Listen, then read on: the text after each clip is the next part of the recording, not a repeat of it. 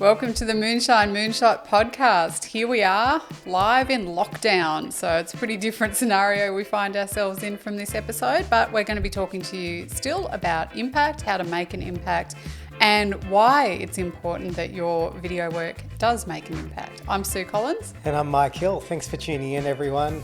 Hoping you're keeping safe and well. I know it's a really hard time for a lot of people around the world, so thanks very much for tuning in. We're still all about the big moonshot, how to make the impossible possible, and we think that that's actually going to be more important than ever as we come out the other side of this global pandemic. Yeah, it's been quite a ride this past few months. We're quite fortunate being in Australia. I think we're in a much better position than many people around the world. But something that we had to almost immediately take on in our business with Moonshine Agency was communicating a crisis message to a number of Indigenous communities across the top end of Australia. Yeah, so we've taken the opportunity today to talk about communicating during a crisis. This is not the first time we've needed to do crisis communications, but clearly this is the biggest crisis that has faced most of us in our lifetimes. And, you know, it's going to be something that defines us. So, yeah, today's topic is communicating during a crisis. And I think the very first thing to be mindful of course, is to meet people where they are. I don't know if others of you out there are feeling like I do, particularly in the early days of this pandemic crisis.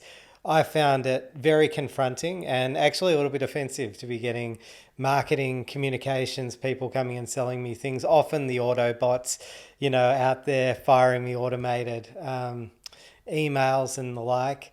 And I don't know about you, but I've unsubscribed to a lot of newsletters and mailing lists during the last month or so for that reason. So I think the first thing is be sensitive to where people are. This could be the most challenging period of their lives. That doesn't mean communication should stop, but it does mean that it needs to be handled sensitively. Yeah, I think it's really an interesting thing because there was first this influx of every single thing I had subscribed to in any capacity sending me emails, COVID-19, you know, information, and it was so overwhelming, and I understand why everyone had to do that, but it was literally every single email in my inbox was addressed COVID-19, and that created quite an overwhelming kind of sensation just checking my email.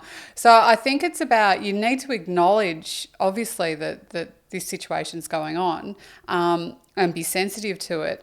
But at the same time, most of us are still trying to run a business. We are still trying to do what we do to the best of our ability. So it's about how do you speak into that space with sensitivity and compassion, but also the world still needs to keep moving. So where's that balance? Yeah, and look, the world's listening too, because we can't just, you know, oversaturate ourselves only with one story. And I think as people spend more time in isolation and at home, they want to connect, they want to grow, they want to learn, and they want to prepare for how to best bounce back after this crisis. And of course, communications is a key part to that. So I don't think this period means we need to stop communicating, but the way we communicate needs to change. So today we'd like to actually do something a little bit different and share a video with you, which is a video that we created. You may know that we've done a lot of work in Indigenous Australian health over the years. So for background, for those of you who aren't from Australia, regrettably, Australia's particularly remote Indigenous communities have some of the highest rates of chronic disease in our country and probably in the world, which means that they're an extremely vulnerable population when it comes to COVID-19. So we pivoted quickly once we realised that the pandemic was coming here and could potentially threaten these communities, to work with 5 different top-end communities. We call them top-end because they're from the top end of Australia, to share key health information about the coronavirus, but in a way that was messaged by First Australians for First Australians. So we'd like to share that with you now.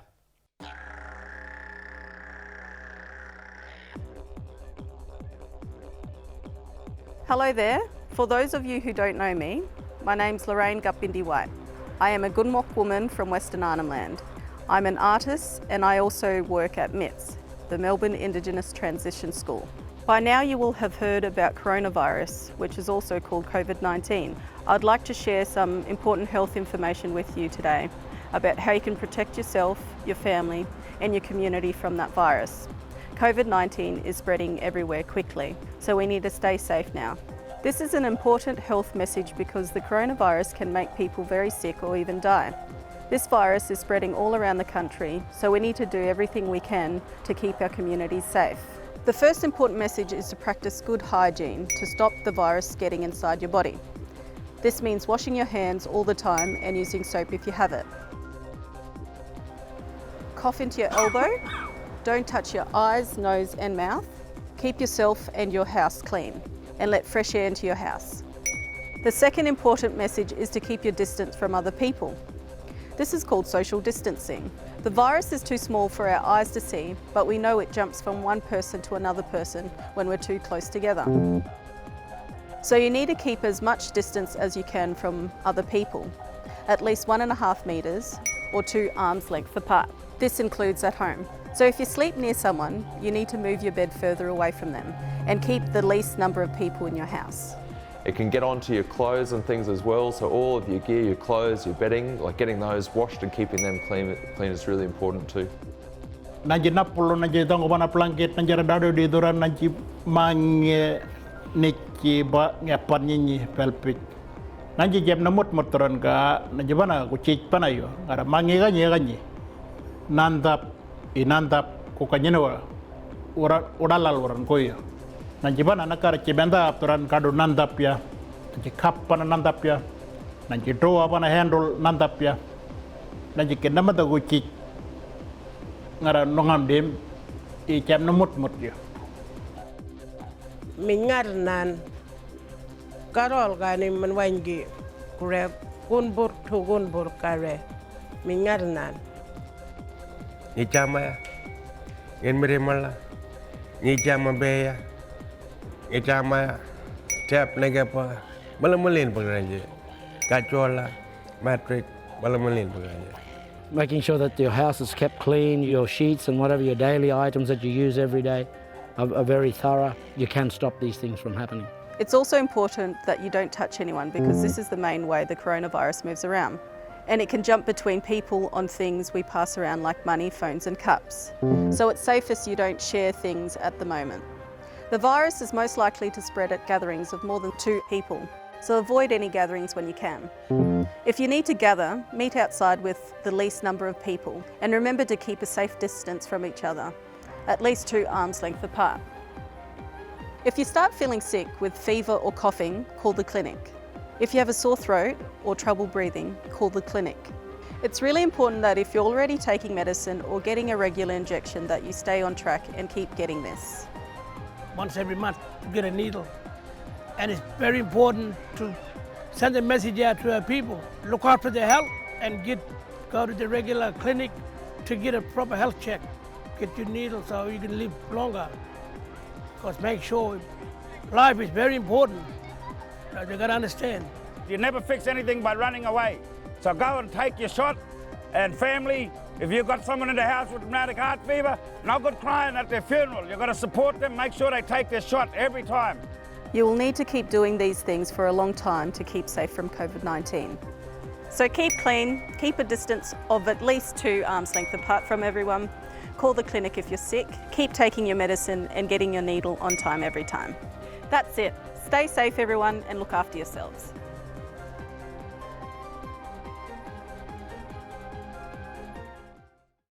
Yeah, so I think that's quite a literal how to communicate in a crisis. It's a very direct, very specific, important health message that we created there in a number of different languages to serve a number of different communities in the top end. We were fortunate enough to have actually had a lot of footage on file from previous work we were doing, so that made it possible to create appropriate overlay footage for specific communities that really represented them. And Mike, perhaps you can tell us a bit more about the language and how that happened. Well, maybe even more important than the language is the voice, or what we've talked about in previous podcasts, the messengers. So a lot of the health information we're getting around COVID-19 in our country is coming to us in the form of government-run advertising. It's using animation, very generic animation, and voiceover. We're also getting some pretty strong messages from politicians as well, coming through sponsored advertising on social media and also through broadcast TV. And we just felt like that had the potential to really miss the mark for the audience we were hoping to communicate to. So voice, and having the very authentic voice of Gabindi right there from the start, talking to other First Australians, I think was an important choice. Also, not overcomplicating the language with medical jargon, and there's a lot of medical jargon flying around at the moment. And of course, where possible, talking to people in their first languages.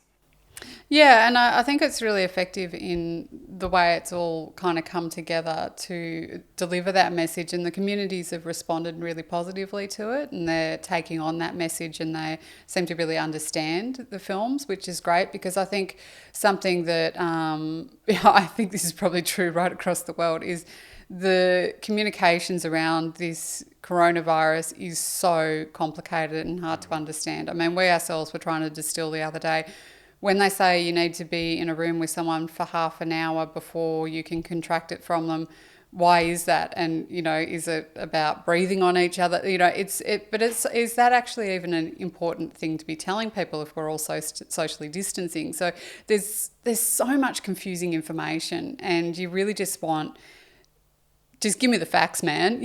Just give me the info that I need. And I think the videos we've created really drill down into that. They just get to the really key messages. Yeah, that's right. And I think there's some visuals in there that help make sense of some of the social distancing, which is such a affront as a concept, not just to First Australians, but to most of us. So I think, Gavindi's, 2 arms and doubling is a very visual way to get through that message. And really showing some of the show, don't tell, I think is another key part of it. Showing some of the key messages there, rather than it just always being didactic. We're telling you how this needs to be. I think tone is another thing we could touch on. It's generally a pretty upbeat, positive, hopeful tone. And I think that's really important for this audience, but it's really important for us all at the moment, I think, given what we're going through. Yeah, I agree. It's really hard to take on a message when it feels really doom and gloom, and the world's going to end. And, at the beginning of this pandemic, I mean, I'm speaking obviously as an Australian, where our situation is far better than the most of the world currently. So it's easier to have a more positive feeling towards it all at the moment. We feel like there's a light at the end of the tunnel. I'm sure there's a lot of people who are still in the thick of it. Yeah, still and experiencing some pretty terrible hardships created, economically, as well as, the health implications of this. So I've completely lost my train of thought there, but communicating into a crisis. So yeah, tone, positivity. Yeah. I think you were talking about tone, positivity. So, some of the key points when we're summarising how to communicate in a crisis that we've talked about today. As Dame Cecily famously said, meet people where they are, not where you want them to be. I think that's really important, to have empathy at this time. I think it's important to think about who the messengers are and the voice and tone of the communication you're making. And really that universality of we're all in this together. This is now a time when we need to work together more than ever to get through. And on the other side of it, to rebuild and put our lives back together. So I think they would be some of my key take-home messages around communicating during a crisis. I'd agree with all of that. So hopefully this information's been quite helpful to those of you who are listening who also got, important health messages or other Any messages. any sort of message that you're needing to share. Keep it authentic wherever possible. Use, the voice of someone who's very similar to the people you're trying to speak to.